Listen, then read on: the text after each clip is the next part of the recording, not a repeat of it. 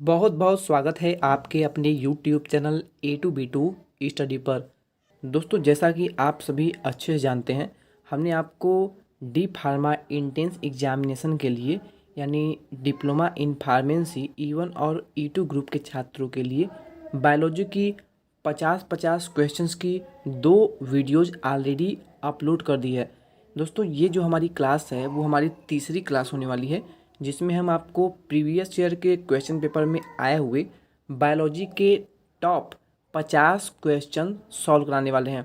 दोस्तों, फर्स्ट जो क्वेश्चन है वो है the genre of the golf होसी इज। ठीक है, यहाँ पर आपको ऑप्शन दिए हुए हैं। फोर्थ ऑप्शन हमको आपको इंग्लिश और हिंदी दोनों लेकर चलना है, इसलिए देख लेते हैं कि हिंदी में क्या दिया हुआ है। तो देखिए, यहाँ पर गाल्जी कॉय के प्रमुख घटक हैं। गाल्जी कॉय के प्रमुख घटक हैं कौन कौन से हैं? आपको 4 ऑप्शन दिख रहे होंगे यहाँ पर। चपटी, नलिकाएं, नलिकाएं, पुटिकाएं और ये सभी। तो दोस्तों, ये जो इसका करेक्ट आंसर होगा, यानी गाल्जी काय के प्रमुख घटक जो हैं ये सभी हैं, यानी कि चपटी, नलिकाएं, नलिकाएं, पुटिकाएं, ये सभी के सभी गाल्जी काय के प्रमुख घटक हैं। तो यहाँ पर हमारा ऑप्शन नंबर डी इस क्वेश्चन का बिल्कुल करेक्ट आंसर होगा। अगला क्वेश्चन आपका है the plate of the pirate is a coupler of. दोस्तों, हमने प्रीवियस ईयर के क्वेश्चन पेपर को स्कैन करके ही हर एक प्रश्नों को इसमें ऐड किया है। तो हो सकता है आपको क्वेश्चंस में थोड़ा बहुत मिस्टेक भी मिल सकता है, तो उसके लिए आप इसे मैनेज कर सकते हैं। साइकस के नर युग्मक हैं, तो इसका जो करेक्ट आंसर होगा वो होगा ऑप्शन नंबर डी, यानी कि बड़े बहुकास्मिक लट्टू के आकार के। ऑप्शन नंबर डी इस क्वेश्चन का करेक्ट आंसर होगा। अगला प्रश्न है whose less than an one respiratory coefficient, यानी एक से कम श्वसन गुणांक किसका होता है? तो वो होता है वसा यानी फैट का। ऑप्शन नंबर ए होगा इस क्वेश्चन का करेक्ट आंसर। अगला प्रश्न है what is the effect of change in milk choreography, यानी कि यहाँ पर आपको 4 ऑप्शन दिख रहे होंगे और हमें आपको टोटल 50 प्रश्न कराने हैं, इसलिए हम प्रश्नों को तेज़ी से कराते हुए चलेंगे। दूध का दही यानी योगहर्ट में परिवर्तन किसके प्रभाव से होता है? तो वो होता है आपका, यहाँ पर आपको ऑप्शन नंबर डी दिख रहा होगा, यानी बी और सी दोनों ही होगा इस क्वेश्चन का बिल्कुल करेक्ट आंसर। अगला प्रश्न है where is the place given to the unit of initialisation of Benny and Hooker. ठीक है, तो यहाँ पे आपने ऑप्शन देख लिया होगा इंग्लिश वाला। बेनियम एवं हुकर के वर्गीकरण में अनावृत बीजियों को कहाँ स्थान दिया गया है? आपको यहाँ पे 4 ऑप्शन दिख रहे होंगे, तो हम बार बार 4 ऑप्शन को पढ़ेंगे और अपना टाइम वेस्ट बिल्कुल भी नहीं करेंगे। इस क्वेश्चन का जो करेक्ट आंसर होगा वो होगा ऑप्शन नंबर सी, यानी द्विबीजपत्रियों तथा एक बीजपत्रियों के बीच में। अगला क्वेश्चन आपका है इकोटोन इज, यानी इकोटोन है। इकोटोन क्या है? Polluted area. बी दिया हुआ है आपका फ्लोर ऑफ अ लेक। ठीक है, ऑप्शन नंबर सी आप देख सकते हैं और डी दिया हुआ है। तो इकोटोन इज, इकोटोन क्या है? तो इकोटोन जो है ये है क्या है? इकोटोन है 2 समुदायों के सम्मिश्रण का स्थल। यहाँ पर आपको 4 ऑप्शन दिख रहे होंगे, इसमें से जो करेक्ट आंसर होगा वो होगा ऑप्शन नंबर सी। अगला क्वेश्चन है the upper soil is dark colour because. The upper soil is dark colour because, इसका क्या होगा? ऊपरी मृदा गहरे रंग की होती है क्योंकि जो बाहरी मृदा होती है, ऊपरी मृदा होती है, मृदा यानी मिट्टी, तो ये मिट्टी गहरे रंग की होती है क्योंकि इसका क्या कारण है? तो इसका कारण है कार्बनिक पदार्थ अधिक होते हैं। यही कारण है कि ऊपरी मृदा यानी मिट्टी जो होती है वो गहरे रंग की होती है। तो यहाँ पर ऑप्शन नंबर ए होगा इस क्वेश्चन का बिल्कुल करेक्ट आंसर। अगला क्वेश्चन आपका है जैवमंडल है। जैवमंडल क्या है? पारिस्थितिकी तंत्र का एक अवयव है। बी आपको देख रहा होगा मृदा में उपस्थित पादप है। सी है नक्षत्र मंडल में उपस्थित जीवन है, या फिर पृथ्वी पर उपस्थित सभी जीवों का पर्यावरण से संबंध है। तो इस क्वेश्चन का जो करेक्ट आंसर होगा वो होगा ऑप्शन नंबर डी, यानी जो जैवमंडल है ये पृथ्वी पर उपस्थित सभी जीवों का पर्यावरण से संबंध है। ऑप्शन नंबर डी इस क्वेश्चन का बिल्कुल करेक्ट आंसर होगा। दोस्तों, अगर आपने अभी तक हमारी टेलीग्राम चैनल को ज्वाइन नहीं किया है तो उसका लिंक आपको इसी वीडियो के डिस्क्रिप्शन बॉक्स में अवेलेबल मिल जाएगा। उस लिंक पर क्लिक करके आप हमारी टेलीग्राम चैनल को ज्वाइन कर सकते हैं। वहाँ पर हम आपको डेली प्रैक्टिस सेट के तौर पे डेली मॉक टेस्ट यानी लाइव क्विज कराते हैं। अगला क्वेश्चन आपका है 60वां प्रश्न, how much does the amount of O2 have the amount of air in the aircraft.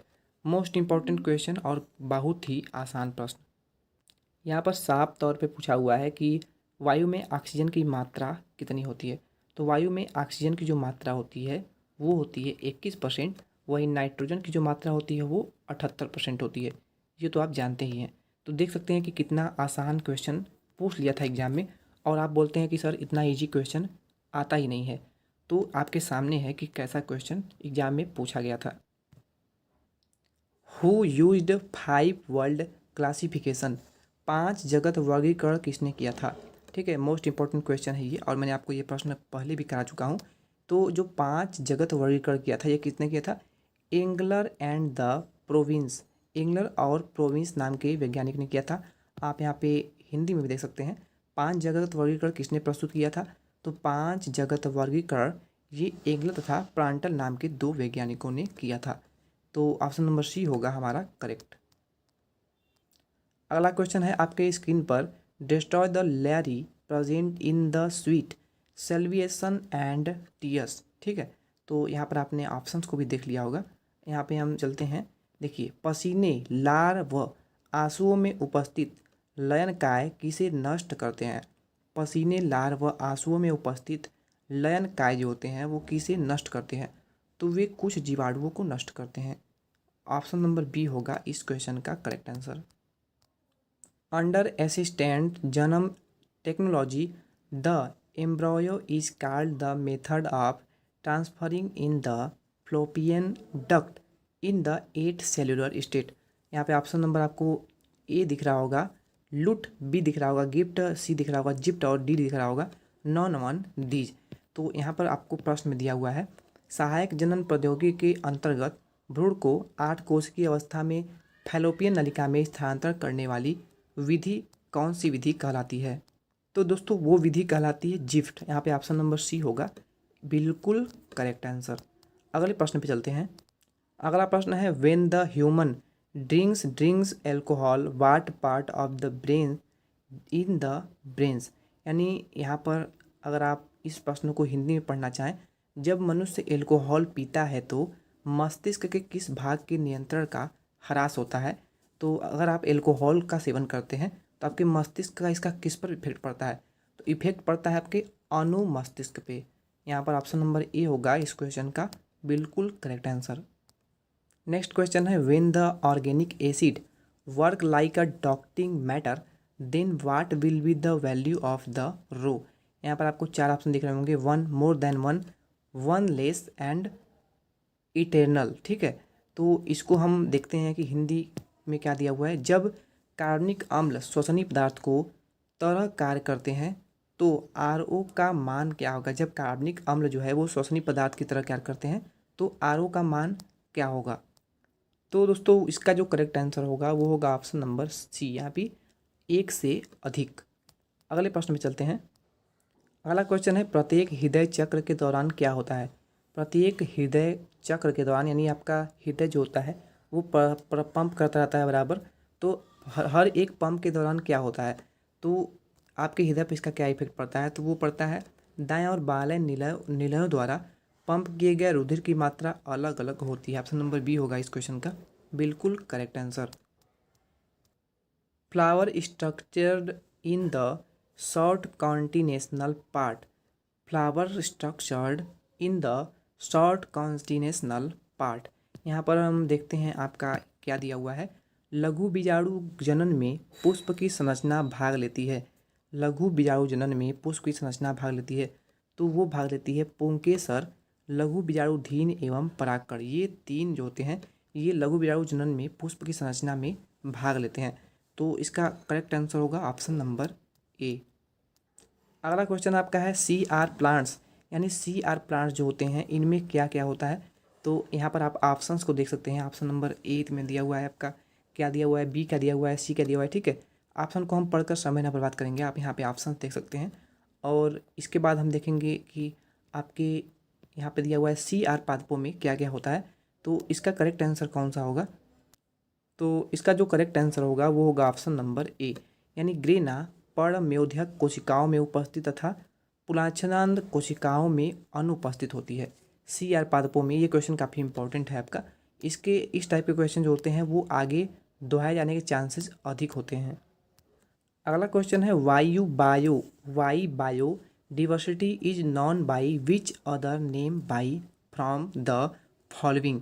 वायु बायो डिवर्सिटी जो नियम है इसे किस नियम को किस और नियम के आधार पे जाना जाता है?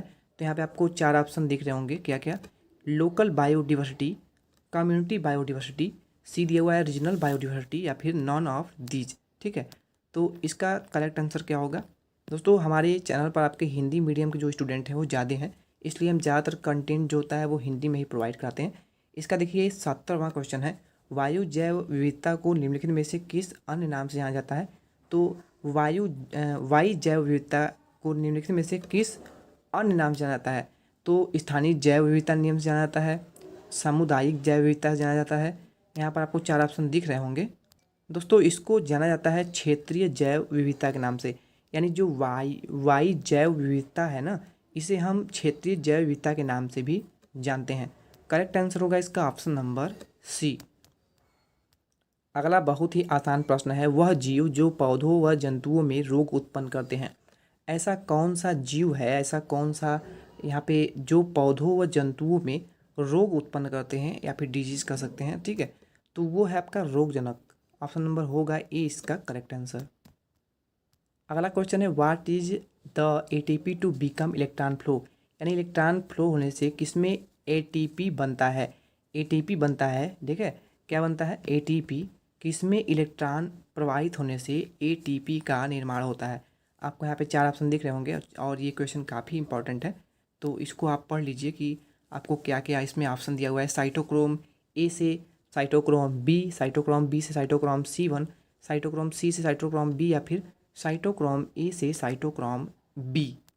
दोस्तों करेक्ट आंसर जो होगा वो होगा ऑप्शन नंबर बी, यानी साइटोक्रोम बी से साइटोक्रोम C1। अगला क्वेश्चन है, what which external cucumber is happening. यानी इसका मतलब ये हुआ कि एक्सटर्नल यानी बाह्य मुकुलन किस में होता है? बाह्य मुकुलन किस में होता है? यीस्ट में होता है? क्या होता है? यीस्ट में होता है, हाइड्रा में होता है, या फिर मार्केट कॉइन्स में होता है? तो इसका करेक्ट आंसर कौन सा होगा? दोस्तों बाह्य मुकुलन जो होता है ये इसका करेक्ट आंसर होगा ऑप्शन नंबर डी, यानी ए एंड सी। यानी यीस्ट तथा आपका मार्केट क्वाइंस, ये दोनों में ही क्या होता है? बाह्य मुकुलन संपन्न होता है। यहाँ पे आप हिंदी में भी इसे देख सकते हैं, बाह्य मुकुलन किस में होता है? तो ये यीस्ट के साथ साथ मार्केटिया में भी होता है। तो ऑप्शन नंबर डी इस क्वेश्चन का बिल्कुल करेक्ट आंसर होगा।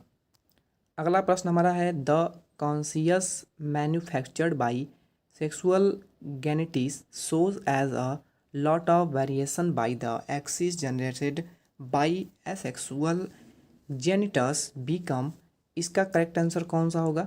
तो इसे आप प्रश्नों को पढ़िए। लैंगिक जनन द्वारा निर्मित संतति अलैंगिक जनन द्वारा उत्पन्न जीव से बहुत अधिक विभिन्नता दर्शाती है। इसका क्या कारण है? दोस्तों इसका कारण है जनकों के युग्मकों के आनुवांशिक संगठन में गुणात्मक भिन्नता होती है। ऑप्शन नंबर बी होगा हमारा करेक्ट आंसर। अगला है, the counter courses of the इन्वेक्समेसिस टाइप। आपको यहाँ पर 4 ऑप्शन दिख रहे होंगे, कारा, स्पाइगारा, ठीक है, यूथोरस्थिक्स, और डी आपको दिया हुआ है क्लैम्बिडोमोनास। तो यहाँ पर हम देख लेते हैं इसका करेक्ट आंसर क्या होगा। विषम युग्मी प्रकार के युग्मक निम्न पादप में होते हैं, तो ये होते हैं आपके कारा। इस क्वेश्चन का जो करेक्ट आंसर होगा वो होगा ऑप्शन नंबर ए। अगला क्वेश्चन आपका है, the semi Divers partition is done during the short condition. यहाँ पर आपको 4 ऑप्शन दिख रहे होंगे, इन द स्पेसियस कम, सी दिया हुआ है इन स्मॉल सिटीजन्स, बी आपका दिया हुआ है क्या दिया हुआ है? शॉर्ट स्केल मैटरनल सेल, और आपका डी दिया हुआ है पोलिन पार्टी सेल। तो देखिए लघु बीजाणु जनन के दौरान अर्धसूत्री विभाजन होता है, तो क्या ये अंतर त्वचा में होता है? क्या ये लघु बीजाणु चतुष्क में होता है, या फिर ये लघु बीजाणु मातृ कोशिका में होता है, या फिर परागकण में होता है? तो ये होता है आपका लघु बीजाणु मातृ कोशिका में। ऑप्शन नंबर बी आप देख रहे होंगे लघु बीजाणु मात्र कोशिका, यही होगा इस क्वेश्चन का करेक्ट आंसर। बॉम्बाया यानी बीज अंडकाय इज मोर डेवलप्ड यानी सबसे अधिक विकसित किस में होता है? तो आपको यहाँ पे 4 ऑप्शन दिख रहे होंगे, स्थूल बीजांडकाई या फिर बोथ या फिर सी आपका दिया हुआ है ऑफ द माक्रोऑडिस या फिर डी दिया हुआ है नॉन ऑफ दीज। क्या है इसमें प्रश्न में? बीज अंडकाय अधिक विकसित होता है, किस में विकसित होता है? स्थूल बीज अंडकाई में होता है, दोनों में होता है, तनु बीज कांडाई में होता है, या फिर नॉन ऑफ दीज यानी इनमें से कोई नहीं होगा। दोस्तों इसका जो करेक्ट आंसर होगा वो होगा स्थूल बीज अंडकाई, ऑप्शन नंबर ए होगा इस क्वेश्चन का बिल्कुल करेक्ट आंसर। यानी बीज अंडकाय जो अधिक विकसित रूप में होता है वो स्थूल बीज अंडकाई में ही होता है। अगला क्वेश्चन है hormones which are transmitted into the intact body, यानी हार्मोन्स जो होते हैं जो कि शरीर में पहुंच करके संचयित होते हैं शरीर के पूरे भाग में, तो वो कैसे हार्मोन्स होते हैं आपको ये बताना है। क्या ये लोकल हार्मोन्स होते हैं? यहाँ पे आपको 2 ऑप्शन सेम दिख रहे होंगे तो ये टाइपिंग मिस्टेक है। सर्वरर हार्मोन्स या फिर एम्प्लॉयमेंट हार्मोन्स, यहाँ पर आप देख सकते हैं क्या क्या दिया हुआ है। हार्मोन्स जो रुधिर में पहुंचकर संपूर्ण शरीर में संचयित होते हैं वे क्या कहलाते हैं? पारास्रावी हार्मोन्स, स्थानीय हार्मोन्स, स्वस्रावी हार्मोन्स या फिर अंतःस्रावी हार्मोन्स। तो कौन सा इसका करेक्ट आंसर होगा? दोस्तों करेक्ट आंसर होगा अंतःस्रावी हार्मोन्स, यानी अंतःस्रावी हार्मोन्स ही होता है जो कि ऐसा हार्मोन्स होता है जो रुधिर में पहुंच करके पूरे शरीर के पूरे संपूर्ण शरीर में विकसित होता है, संचरित करता है। अगला है विच of the following union is the bio concept, which of the following union is the bio concept. आपको 4 ऑप्शन दिख रहे होंगे, टीनोफो, यहाँ पर बी आपको दिख रहा होगा नीचे वाला, सी ऑप्शन यहाँ पे दिखा हो नीमैटोडो, या फिर बी यहाँ पे दिख रहा होगा पोरियोफार्म फारा, या फिर डी आपको दिख रहा होगा क्या है प्लेटेहेसिन। तो कौन सा इसका करेक्ट आंसर होगा ये आपको देखना होगा। तो यहाँ पर दिया हुआ है जैन संदीप्ति निम्न में से किस संघ की विशेषता है? जैन संदीप्ति निम्न में से किस संघ की एक विशेषता है? दोस्तों इस क्वेश्चन का जो करेक्ट आंसर होगा वो होगा टीनोफोरा, यानी टीनोफोरा एक ऐसा संघ है जो कि जैव संदीप्ति संघ की एक विशेषता होगी। अगला है how many boundaries of cockroach are bound, यानी कॉकरोच जो होता है इसके होमोसॉल में कितनी बाउंड्रीज होती हैं। यहाँ पर आपको अगर प्रश्न समझ में नहीं आ रहा है तो आप यहाँ पे हिंदी में देख सकते हैं क्या है, कॉकरोच की हीमोसील कितने भागों में बटी होती है। दोस्तों कॉकरोच जो होता है इसकी हीमोसील कुल 3 भागों में बटी होती है। यहाँ पे आपको ऑप्शन सी दिख रहा होगा, 3 भागों में जो होती है ये कॉकरोच की हीमोसील बटी होती है। ऑप्शन नंबर सी होगा इस क्वेश्चन का बिल्कुल correct answer. The urine is in the पेरियर ऑफ द किलनास did the scope have scientific, यानी जो यूरिन होता है इसका निर्माण कहाँ होता है? वृक्क में होता है। इसका सिद्धांत को किसने प्रतिपादित किया था, यानी किसने इसका खोज किया था? तो क्या इसका खोज रिचार्ड ने किया था, क्रिब ने किया था, लैगडिग ने किया था, या फिर डार्विन ने किया था? तो यहाँ पर आपको 4 ऑप्शन दिख रहे होंगे।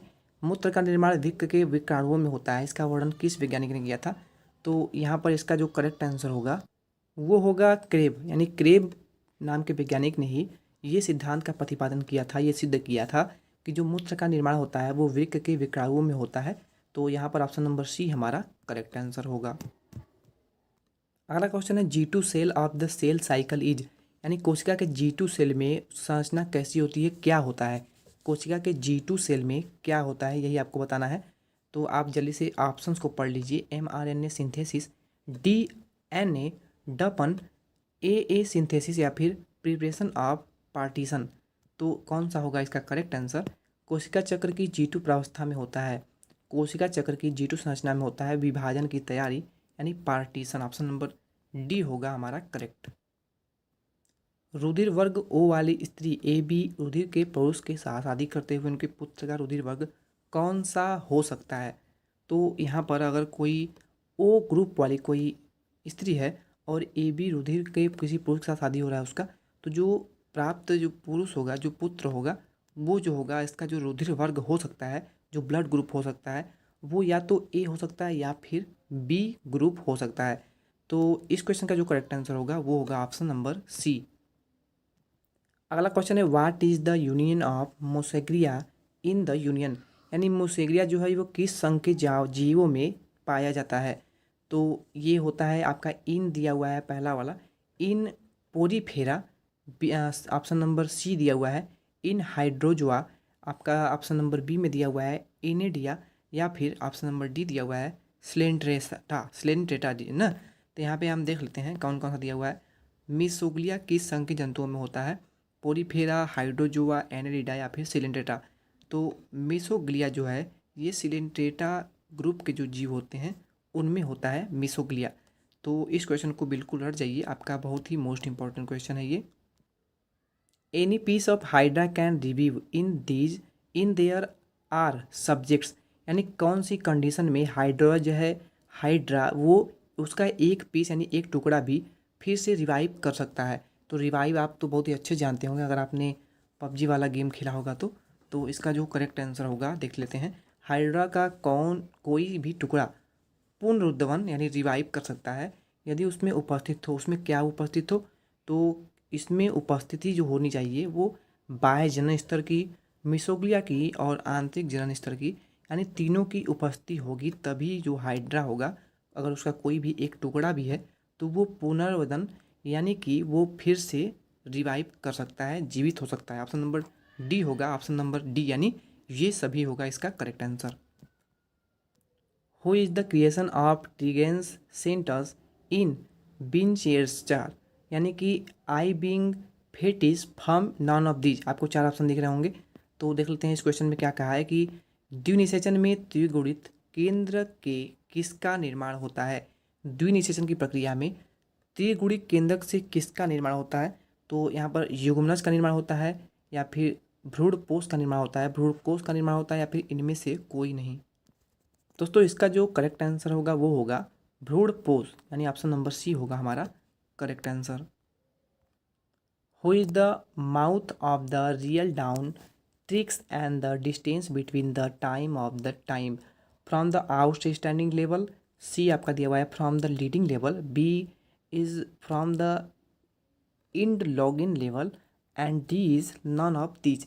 तो कौन सा इसका करेक्ट आंसर होगा देख लेते हैं। वास्तविक गुही जंतुओं की देह भित्ति यानी जो कोशिका भित्ति होती है तथा आहार नाल के बीच को किसके किसके द्वारा विकसित होता है या फिर किससे विकसित होता है, यानी जो आहार नाल के बीच होता है उसका निर्माण किससे होता है? ठीक है, यही आपको इसमें बताना है। तो इसका निर्माण होता है अंतः जनन स्तर से। ऑप्शन नंबर बी होगा हमारा correct answer. The number of कैनिकल फैब्रिक इन ह्यूमन, मानव कंकाल तंत्र की संख्या कितनी होती है? मानव में कंकाल तंत्र यानी जो मानव मनुष्य होते हैं इनके अंदर क्रैनियल फैब्रिक यानी कपाल तंत्रिकाओं की संख्या कितनी होती है? तो आपको यहाँ पे ऑप्शन हम दिखा लेते हैं। 10 पेयर यानी 10 जोड़ी होती हैं, या फिर आपको यहाँ पे दिख रहा होगा 24 जोड़ी होती हैं, या फिर क्या ये 12 जोड़ी होती हैं, या फिर ये 36 पेयर यानी 36 जोड़ी के होती हैं। दोस्तों मानवों में जो कंकाल तंत्र कपाल कंकाल तंत्रों की संख्या होती है वो आपकी 12 जोड़ी होती है। ऑप्शन नंबर सी होगा हमारा correct answer. Which union of the body is the emulsion, यानी यहाँ पे आपको चार ऑप्शन दिख रहे होंगे। इन मैमेलियन, सी आपका दिया हुआ है इन मेलोस्का, बी दिया हुआ है प्लेट हेलिनेल्स, या फिर डी दिया हुआ है इन इकोनॉमिक। क्या है प्रश्न? शरीर के ऊपर किस संघ के जंतुओं में प्रवार होता है? शरीर के ऊपर किस संघ के जंतुओं में प्रवार होता है? तो कौन सा होगा इसका करेक्ट आंसर? दोस्तों शरीर के ऊपर किस संघ के जंतुओं में प्रवार होता है? तो वो होता है, इसका जो करेक्ट आंसर होगा वो होगा आपका कौन सा? Option number C. सी यानी आपका ये हो जाएगा, बी हो जाएगा, क्योंकि सी आपका यहाँ पे होना चाहिए पर ये ऊपर नीचे हो गया है। तो ऑप्शन नंबर ये बी होगा हमारा करेक्ट आंसर, यानी कि प्लेटी हेल्मिनिथीज जो है ये शरीर के ऊपर संघ के जंतुओं में प्रवार होता है। ऑप्शन नंबर बी होगा हमारा correct answer. The method of the contraception is the method. तो यहाँ पर आपको चार ऑप्शन दिख रहे होंगे। रिक्योरिंग मेथड, कॉन्स्युलेशन, इंटरफ्रेंस, सी दिया हुआ है use of chemical substance, D दिया हुआ है एबव ऑल। तो क्या है प्रश्न? गर्भ निरोधक की निम्न में से कौन सी विधि है? ठीक है, गर्भ निरोधक की निम्न में से कौन सी विधि है? तो ये चारों ही विधि होंगी, यानी ए, बी और सी होगा हमारा correct answer option number D, यानी उपरोक्त सभी दिया हुआ है, ऑल ऑफ एबव होगा इसका करेक्ट आंसर। यानी आवर्ती विधि, संभोग व्यवधान या फिर रासायनिक पदार्थ का उपयोग, ये सभी ही गर्भ निरोधक की एक प्रकार से विधि है। दोस्तों अगला क्वेश्चन बहुत ही आसान है। However from which of the following is the conscious class considered to be conversation, यानी कौन सा ब्लड ग्रुप ऐसा है जो कि सर्वग्राही होता है। आप यहाँ पे नीचे देख सकते हैं, निम्नलिखित में से कौन सी रुधिर वर्ग जो कि सर्वग्राही माना जाता है। तो बहुत ही आसान क्वेश्चन है, इसका आंसर आप सभी दे सकते हैं। दोस्तों क्वेश्चन को बहुत ही केयरफुली, बहुत ही ध्यान से पढ़िएगा। अगर आप प्रश्न को बहुत ही ध्यान से पढ़ेंगे तभी इसका आंसर दे पाएंगे। यहाँ पे आपको दिया हुआ है सर्वग्राही, सर्वदाता नहीं दिया हुआ है, सर्वग्राही दिया हुआ है। तो सर्वग्राही जो होता है वो रुधिर ब्लड ग्रुप जो होता है वो होता है ए बी, यानी ए बी जो है वो सर्वग्राही ब्लड ग्रुप होता है। वहीं अगर आपको पूछ लिया जाए सर्वदाता ब्लड ग्रुप कौन सा है, तो वो है ऑप्शन नंबर डी हो जाएगा, वहाँ पे वर्ल्ड ब्लड ग्रुप ओ हो जाएगा। अगला क्वेश्चन है, निम्नलिखित में से असत्य कथन को छांटिए, यानी कौन सा इसमें से फाल्स है वो आपको छांटना है। ऑप्शन नंबर ए दिया हुआ है, हृदय गति का नियमन मेड्यूला ऑब्लिगेटा में स्थित नियंत्रण केंद्र द्वारा होता है। बी आपका दिख रहा होगा, हृदय केंद्र का हृदय निरोधक भाग वेगस तंत्रिका द्वारा हृदय के शिरा अरिंद नोड को आवेग भेजता है। सी दिया हुआ है, वेगस तंत्रिका द्वारा भेजे गए आवेग स्पंदन दर को तीव्र करते हैं। और डी दिया हुआ है, दाएं वेगस के तंतु मुख्यतः शिरा अलिंद नोड को प्रभावित करते हैं। तो करेक्ट आंसर जो होगा इसका वो होगा ऑप्शन नंबर सी, यानी वेगस तंत्रिका द्वारा भेजे गए आवेग स्पंदन दर को तीव्र करते हैं, यानी इसकी गति को बढ़ा देते हैं। How many coins have been classified as the Bentham and Hooker, यानी बेंथुनम और हुकर ने यहाँ पर पादप जगत को कितने भागों में विभाजित किया था। यहाँ पे आप देख सकते हैं पादपों को बेंथम तथा हुकर ने कितने कुलों यानी वर्गों में विभाजित किया था, वर्गीकृत किया था। तो बहुत ही मोस्ट इंपॉर्टेंट क्वेश्चन है ये। क्वेश्चन आप मोस्ट इंपॉर्टेंट मान के चलिए, ये आपके एग्जाम में दोहराए जाने के चांसेस बनते हैं इसके। दोस्तों बेंथम तथा हुकर ने पादपों को कुल 202 वर्गों में वर्गीकृत किया था। ऑप्शन नंबर डी होगा इस क्वेश्चन का बिल्कुल करेक्ट आंसर। अगला क्वेश्चन है, कैंसर डिजीज फैक्ट, यानी कैंसर से जो रोग होता है इसका एक प्रकार से कारक किसे माना जाता है। कैंसर डिजीज का यानी रोग का कारक किसे माना जाता है। तो क्या मैगेजीन को माना जाता है, कैल्सियोनोगेन को माना जाता है, इंटरफेरसन को माना जाता है, या फिर ट्यूमर को माना जाता है। तो कौन सा इसका करेक्ट आंसर होगा। कैंसर रोग के कारणों को क्या कहते हैं, क्या म्यूटाजेंस कहते हैं, कार्सिनोजेंस कहते हैं, इंटरफेरॉन कहते हैं, या फिर ट्यूमर कहते हैं। दोस्तों कैंसर रोग के कारकों को हम इंटरफेरॉन के नाम जानते हैं। ऑप्शन नंबर बी होगा इस क्वेश्चन का बिल्कुल correct answer. ELISA full name, ELISA का फुल नेम क्या है। दोस्तों आप सभी को मैंने बहुत बार बताया है कि एलिसा है जो एक परीक्षण होता है जिसका एक रोग के जांच में किया जाता है उसका परीक्षण। तो आप इसको बताएंगे कमेंट बॉक्स में कि किस रोग के परीक्षण में किया जाता है। मैंने आपको बहुत बार इसके बारे में बता चुका हूँ। एलिसा परीक्षण का फुल फॉर्म क्या होता है। तो एलिसा का फुल फॉर्म जो होगा वो होगा एंगर लिंक्ड इम्यूनो सेराबेंट, यानी ESE। ऑप्शन नंबर ए होगा इस क्वेश्चन का बिल्कुल करेक्ट आंसर। यहाँ पे आप देख सकते हैं एलिसा का पूरा नाम क्या है। तो एलिसा का पूरा नाम enzyme liquid immunosorbent assay. Option number A होगा हमारा correct answer. In which 5 words the world found in the world. Option number A in the सेफरेस्टिक, बी सी दिया हुआ है इन द फोगस, बी दिया हुआ है इन मोनर, या फिर डी दिया हुआ है इन प्लांट। 5 जगत वर्गीकरण में प्रोकैरियोटिक जीवों को किस जगत में स्थान मिला। 5 जगत वर्गीकरण में प्रोकैरियोटिक जीव जो थे, जो जीव प्रोकैरियोटिक थे, उन्हें मोनेरा संघ में स्थान मिला था। ऑप्शन नंबर बी होगा हमारा करेक्ट।